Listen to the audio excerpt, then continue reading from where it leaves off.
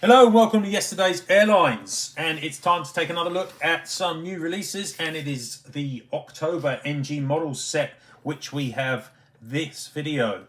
And there were 21 models announced by NG this month. One of them is a 200 scale, but in addition there is the third Buchanan models release. So we're back up to 21, only looking at the 400 scale models. Now, you guys are probably all aware that I have a great deal of respect for NG and what they've been doing in 400 scale. Really think they produce high quality models, and I really like the way they communicate with the collectorate. Having said all of that nice stuff, I am a little bit bored by some of their releases. In the last couple of months, I've struggled really to find releases that I want to buy, which is unusual because historically I've bought a huge number of NG model stuff.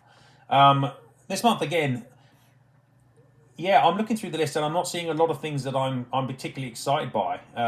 So it's an interesting change for NG. I mean, I collect a wide range of airliner models. It's not like I just collect a couple of specific airlines or anything. I collect basically almost anything that is pre-2000. I collect almost anything that is Chinese. I collect almost anything that is Russian. And there are other areas in between, like Indonesia and such, that I also buy. So it's not like I don't buy modern models. I do, but I don't just buy modern models alone, and I prefer what was flying before the turn of the century, which isn't a long time ago, people. You may only be 20 yourself, but the rest of the world isn't. And 1990 isn't that long ago, and you know, arguably it's not even a classic.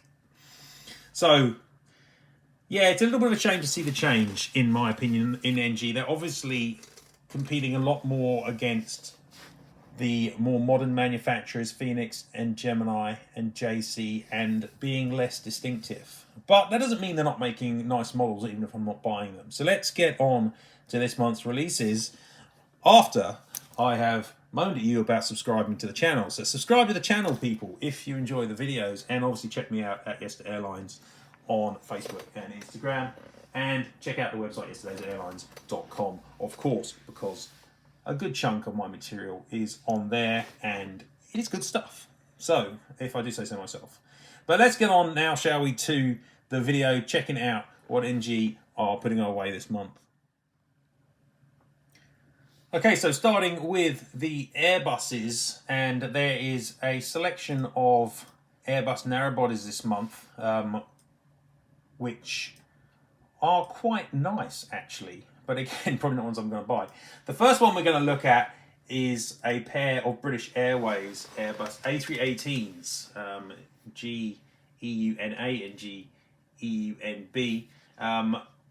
One of them, EUNB, has got a slightly different colour scheme. It's got a kind of a red nose, and I can't remember if that was for Red Nose Day or not. Let me try and have a look and see if it was. I can't remember what it was for. I'm sure it was some charity event. Anyway, so that's the primary difference between the two, is that EUMB is flying about, or was flying about, with this red nose, and the other one is in the standard scheme. Also, the standard scheme has the to fly to serve crest on it, and GEUMB does not, so I guess that's another difference as well. So it's slightly different in terms of those aspects.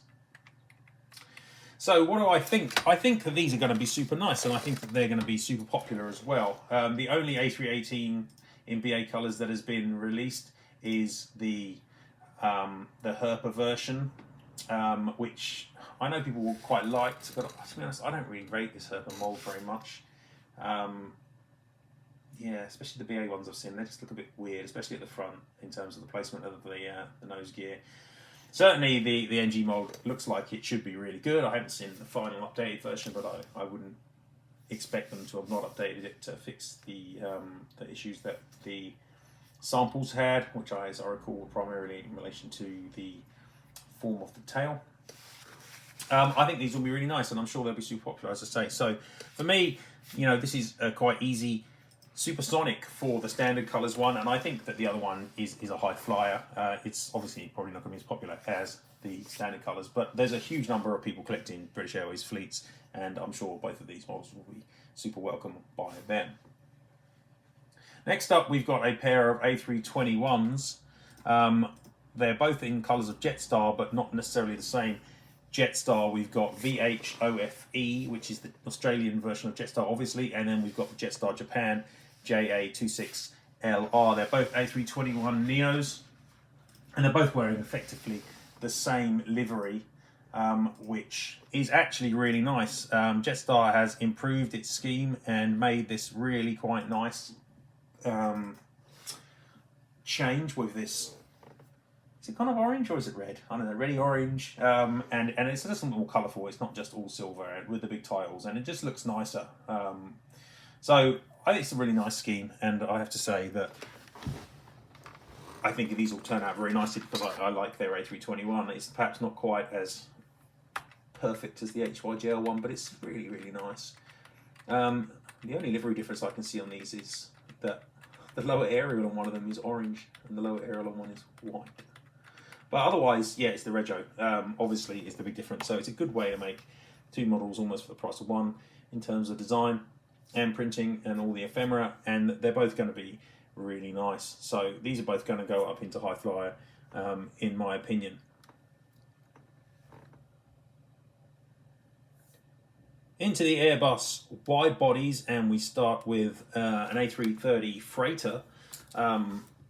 So this is, I think, only the second release using the Freighter mold, which NG have managed to get hold of, which I'm pretty sure is the same as the previous Panda mold. So Panda must have lost access to it, and NG have gained it. It's not that unusual. They've done that with a couple of molds that were previously in the Panda inventory and are now in the NG inventory. ARJ21, for example.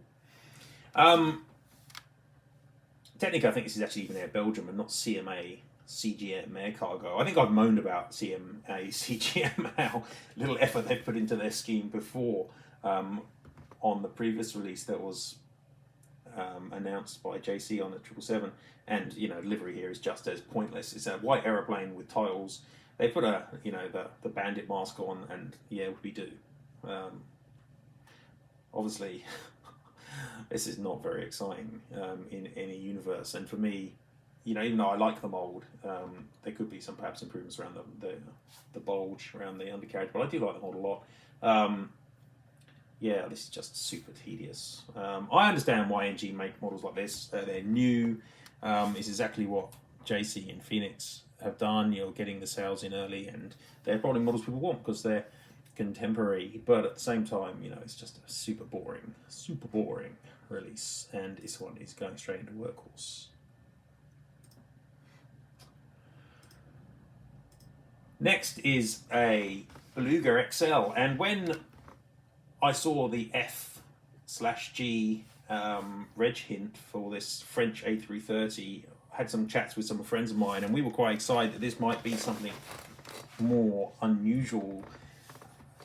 Air Inter would have been awesome, wouldn't it? But and other people were suggesting an Air France, but if it was a 200 or something, but it's turned out to be a Beluga XL. In the past, that would have been exciting. Nowadays, it's not very exciting. There are now 11. This is the 11th Beluga XL that's been made, not just by NG, but by JC as well. The JC version, however, is interactive, which is pretty funky. I really like the interactive element of it. The NG one isn't. Having said that, the NG one has slightly better horizontal stabilizers. They're better sized. So I've done detailed comparison of these two molds together beforehand. They're both really nice. But personally, I really like the interactive aspect of it. And this is the 5th Beluga XL that NG have made. It's basically the same scheme, except that this one has number 5 on the tailplanes, whereas the other ones had 4, 3, 2, and nothing. So, yeah, it's workhorse again. It's just a re-release, really. I can understand why they're doing it, but I'm not excited by it. Which again, a third release in a row, and in this video, and a third predominantly all-white aeroplane. The next model up is the Lufthansa A350 Da Ivd, wearing its clean tech flyer. I say scheme, but it's not really a scheme. I think I moaned about it previously. It's just white aeroplane with clean tech flyer and some words written on the back. Not particularly exciting. Nice mold, and I'm sure it'll be a nice model. And what is good here is that obviously it's going to be out soon, whereas the jcwings version, who knows when that's going to get out. Nobody else has announced this outside of JC and NG, so I think that NG is a better bet here. The mold is slightly nicer, and they're going to release it in a sensible timescale. So I can understand this one's going to be popular for people, but it's a white aeroplane. You know, it's not far off being a blank model, and therefore for me it has to be workhorse.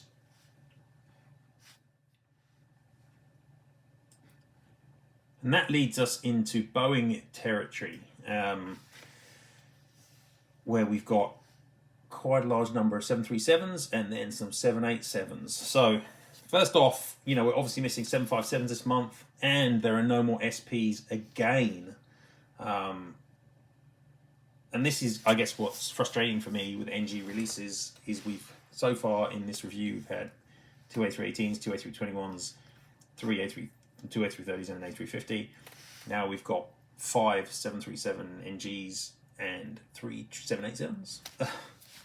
You know, why can they make, or why are they willing to make 5 737 next generations every month and not make 5 747 SPs or 5 Tristars? I mean, it's frustrating. I guess the answer is sales, maybe, but it's not interesting. It's, you know, for me, and it's not a great. I don't know, I guess it's just a personal moan, really. I can understand why some people would like these models more, but for me, it's not kind of where I was hoping NG would be going.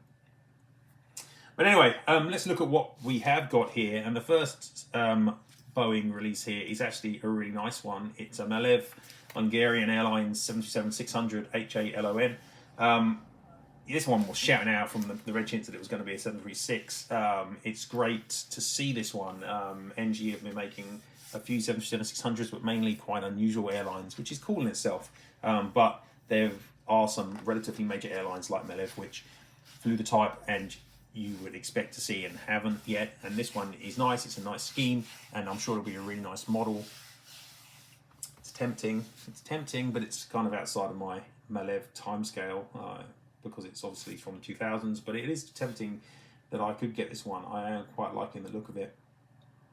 And you know, I've seen some people spuriously. I saw someone write, "Oh, classic collectors will be happy this month." And I think he was aiming that at this Malev 737-600, which is not even classic in the most vaguest terms. And that's where this lunacy comes in. Because if you look at when this aeroplane was flying with Malev, let's look. When did Malev go bankrupt? I can't remember. It was in the 2000s, wasn't it? But look at this aeroplane. It was delivered in 2004. That is not classic. There's no universe where 2004 is classic. You know, if you think 2004 is classic, then there's like 4,000 years of human history before then that you should perhaps pay attention to. It is not classic. Okay, but it is going to be a nice model, and I think this one actually is supersonic. I think it's a mainstream airline on a new mold. No one else has made it before, and that makes this supersonic, even if it's not one that I'll probably end up getting, but I'm tempted.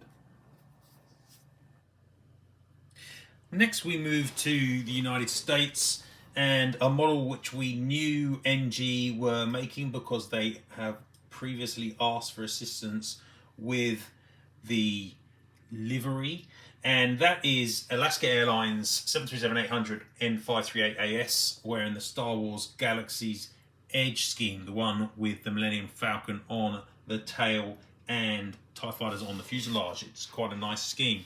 Now, this model has been announced by jcwings already, though I don't think it has actually come out from them yet. But obviously the 737-800 from jcwings is massively inferior to this NG mold. So yeah, it'll be interesting to see how well NG do on what is a quite difficult livery. I suspect they'll do reasonably well, and certainly the mold is going to be better. For me personally, I go mold first and then livery detail second, so I would go for this one all the time anyway, but I get the feeling NG will do a decent job with the livery anyway. So I can imagine there's quite a lot of people who are waiting for this release, and it will be popular. Obviously it's going to get Gemini pretty peeved, I imagine, because they can't make it because of the Star Wars aspect. That's why jcwings were able to make it, I imagine, because we all know that JC need to get permission off Gemini for everything they do. but it's obviously the sort of model which is impinging heavily on traditional Gemini territory, so I imagine they're not happy about that. But it is clearly going to be a supersonic release. It's going to be really popular. I imagine you could sell a lot of Star Wars related aircraft to even to people that don't care about aircraft. So this one is definitely up there in supersonic territory. And next we've got another 73G, and this one is American. It's Sun Country Airlines, N713SY, and I had to look up because I remembered that Waffle got a Sun Country 737 made not too long ago, and that aircraft was in almost the same scheme, but not the same scheme. The one that was made by Panda for Waffle had winglets and also just had Sun Country tails. This one's got, I think, the slightly older Sun Country Airlines tails. So there is a difference in the scheme, even if it's relatively slight, and there's a difference in the airplane too, even if it's relatively slight. But it's nice to get some different variations here. It wouldn't surprise me at all if they did end up producing the same version that Panda have made, and that would be a bit disappointing. But this version, I think, does sit quite nicely next to that, and also to the 737-800 that they've made previously. So I think this will be nice, and I can understand this one being quite popular amongst our American friends. So for me, this one's going up into high flyer.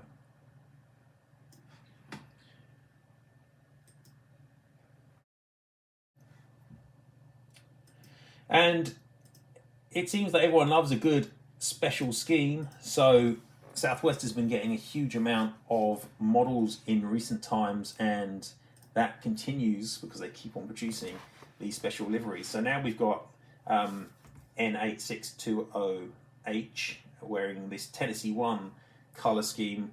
Southwest is cool in that it's always got these state coloured aircraft, and they generally look really nice.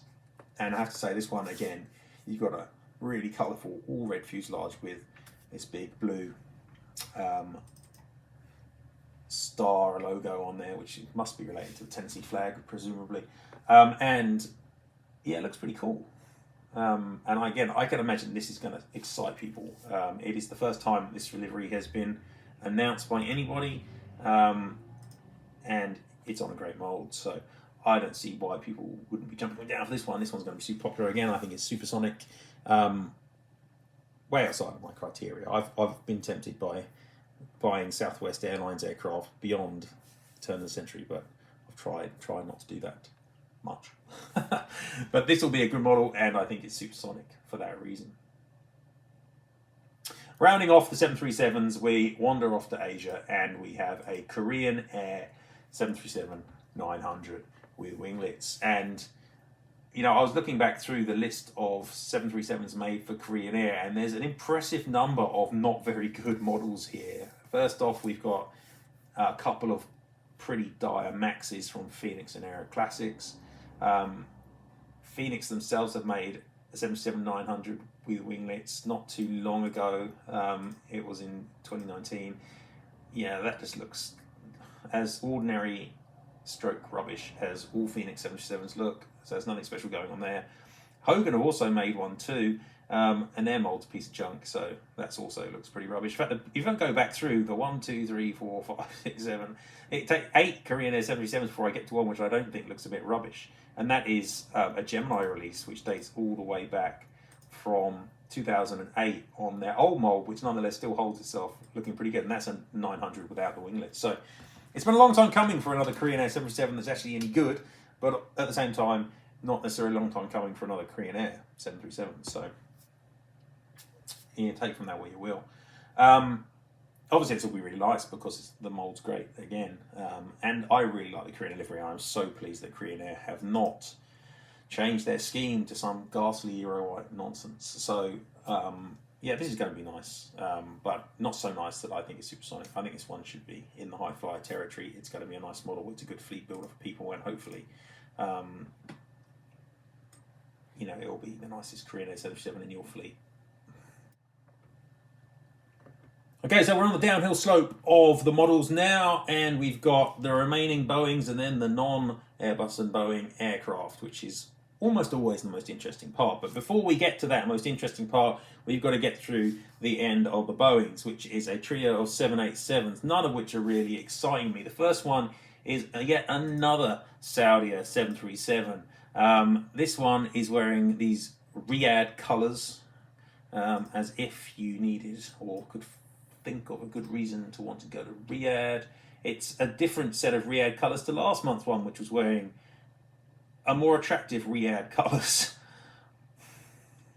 I think I moaned about Saudi Arabia before. You know, it's a horrible country, or a horrible regime anyway. And yet NG seem in love with Saudia 787s to the extent that they've made, this is their sixth. I mean, do we really need 6 Saudia 787s? Who's fleet building Saudi Arabian Airlines? I just don't know. I'd say some of the schemes are quite attractive, but it's just, they seem superfluous and unnecessary. And it's not that NG are alone here. Phoenix have made 2 or 3. jcwings has seemingly got a bit of a hard-on for Saudi Arabia Airlines as well. They've made 4 or 5. Too many. There have been 21 Saudi Arabian 787 releases. Stop it. It's a crap airline with, you know, may have a nice special schemes, but it's like, I just don't care. I don't care. Don't like the country. Don't want to buy Newcastle United Football Club either, by the way. Don't like almost anything they do. Don't really want to advertise them. Stop making bloody Saudi Arabia Airlines. This one's going into scrap metal. Oh, sorry, gas guzzler. I won't put it in scrap metal. The model's obviously great. I'm sure it'll look lovely as a model, but it's and it's not even the most interesting of these special schemes. It's just boring. Boring, boring, boring, and a horrible country and airline. Going to gas guzzler. Which leads me to the next 2. And these 2 are in the colours of KLM, and I was just in Amsterdam a few months ago, in fact last month, so I saw some KLM 787s and some 787-10s, so it's kind of timely, I guess, that they're releasing these. Having said that, they're not exactly breaking new ground here. It seems like KLM gets so many releases. Maybe I'm just fixating on them, I don't know, but these are with the 7th and 8th 787-10s released in KLM colours. NG have made one beforehand. Now 4 of them wear the scheme with this huge 100th anniversary on them, and one of those was the NG, and the other 2 are by Phoenix, and wear the smaller version of that with 100 on. So actually this is the first time that anyone's released a standard colours KLM 787-10, and then they've got the smaller version 100 one too, which is similar to the Phoenix. Yeah, I'm sure they'll be lovely again, they'll be nice. I'm just bored of seeing KLM releases all the time. They obviously sell well, and it's not an unattractive scheme. And I was in Amsterdam. That's not going to stop me putting these in workhorse though. I just think they are just workhorse models. They're not exciting, they're not surprising. KLM's swiftly becoming, like Saudi, an airline which NG are associated with, I think, and just try something different. So, not interesting. And that leads me now into territory which should be more interesting, but somehow I'm still finding not as interesting as I thought I would when I looked at the release hints. So, we actually get 2 Tristars this month, and that should be a good thing. But it isn't really necessarily a great thing, okay? So the first one of these is Alaya Royal Jordanian Airlines, JYAGC. There's a selection of Alaya schemes and Royal Jordanian schemes that were worn. I think there are 4 different versions, 4 or 5 maybe. And it'll be nice to get them all. However, it'll be nice to get them all in some sensible timescale, and not drip fed out over like 5 years.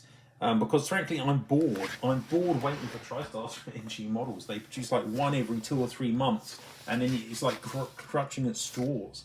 And this is not the most exciting Tristar 500 livery they could or should be making. There are plenty of others out there. So I'm struggling to get super excited by it, even though it's probably a model that I will get. It's not a model I have to get either, incidentally, because I haven't got a lot of space in my Middle Eastern cabinet.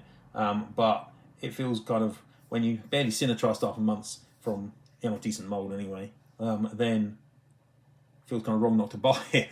But the scheme is one of these transitional schemes that was worn, I think, probably only by a couple of aircraft and not for a very long time. It's not as nice as the slightly later version with the big red tail and the larger crown, which I'm sure will be coming. but probably not till like March or something stupid. Yeah, it's going to be a nice model, and the models is fabulous. It's going to be delightful. It's a highlight of the releases here so far for me that I've talked about, because it's the first one which I'm actually almost certainly going to get. So I'm going to move this into high flyer. I don't think it's supersonic because it's not the nicest of these Alaya Royal Jordanian schemes. I would prefer, in fact, it's probably my least favourite of them. And the other two that they haven't done, maybe there's another one I can't remember, but the others are nicer and would be more exciting. But I can understand they want to release them all, and that's great. But not as the only TriStar this month, because that's not great. You know, there's so many better TriStars to make.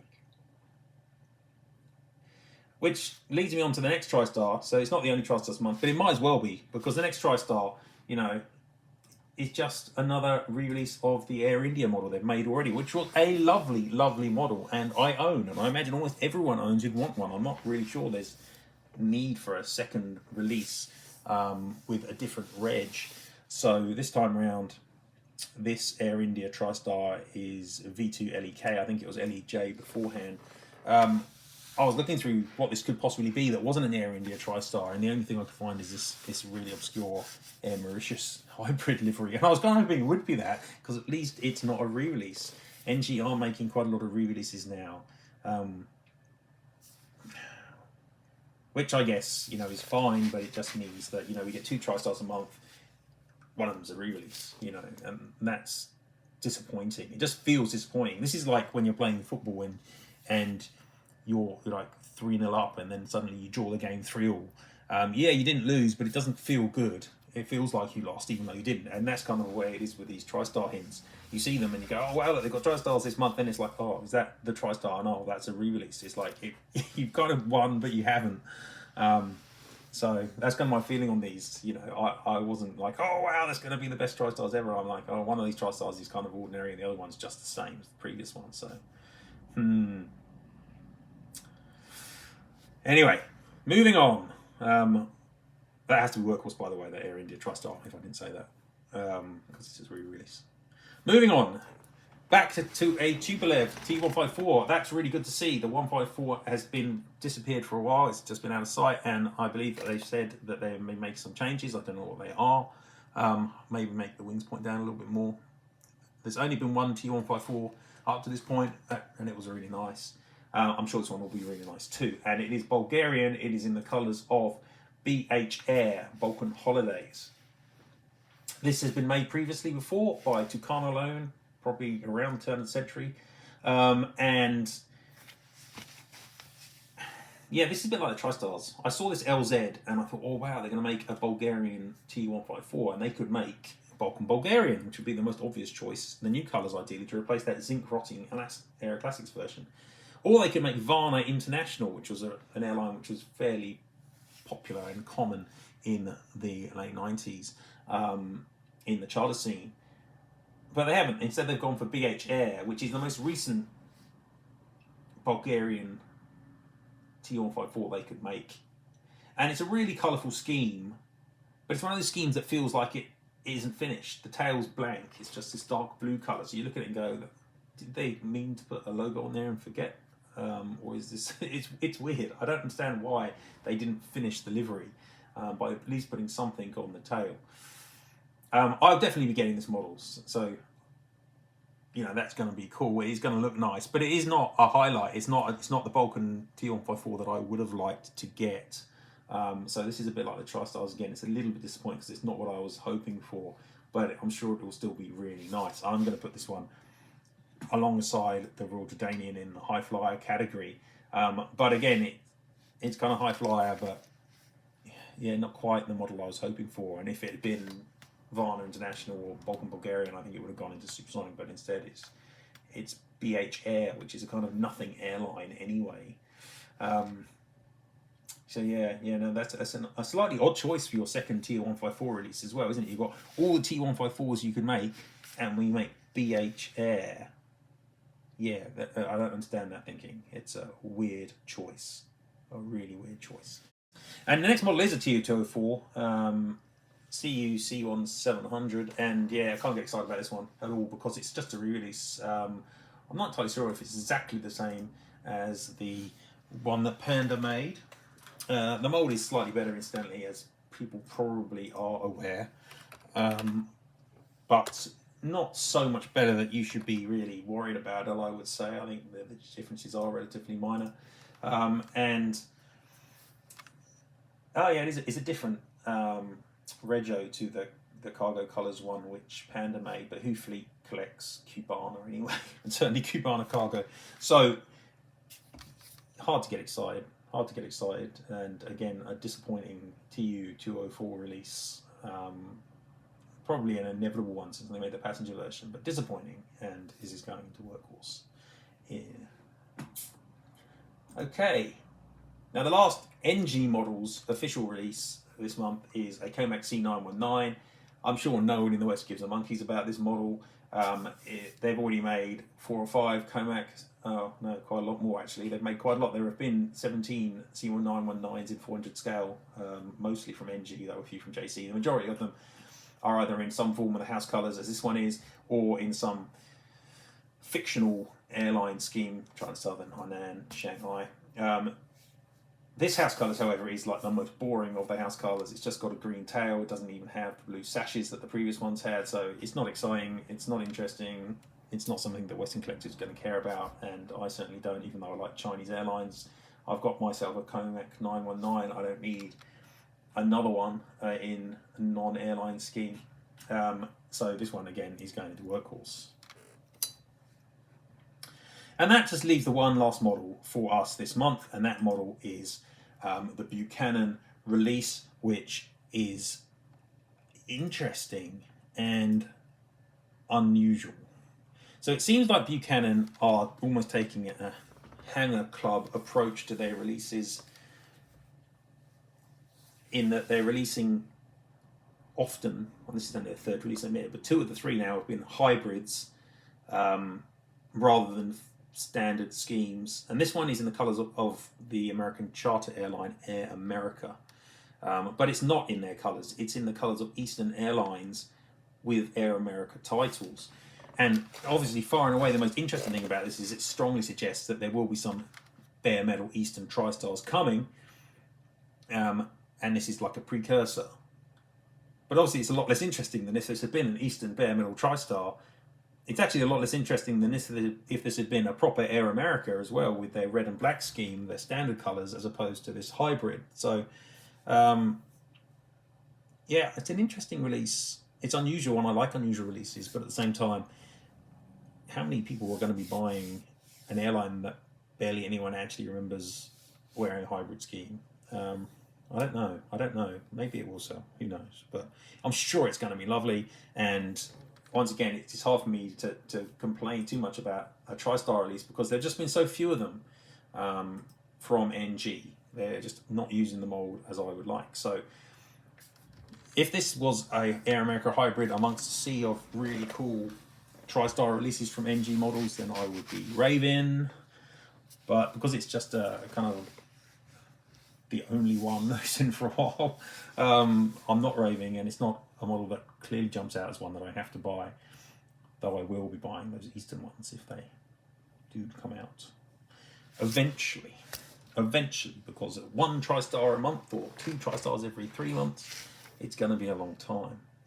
So anyway, this is going to be a high flyer. It's going to be a nice model, and I am interested by it, but it is a slightly weird choice.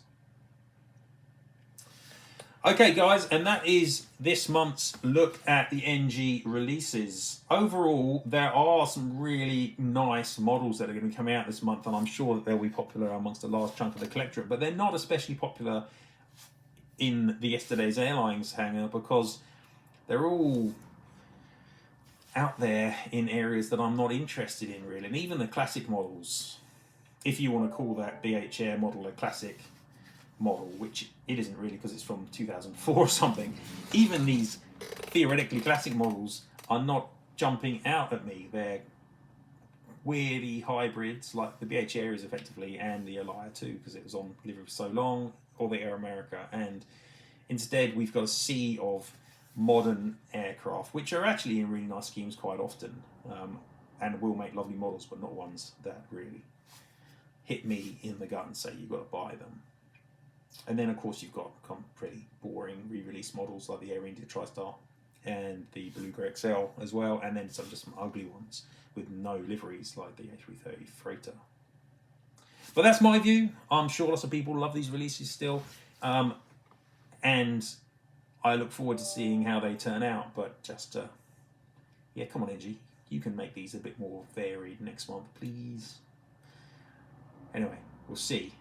See you next month, guys, for the NG video, and I'm sure there'll be other ones before then as well. So keep an eye out for the channels, and I'll see you next time.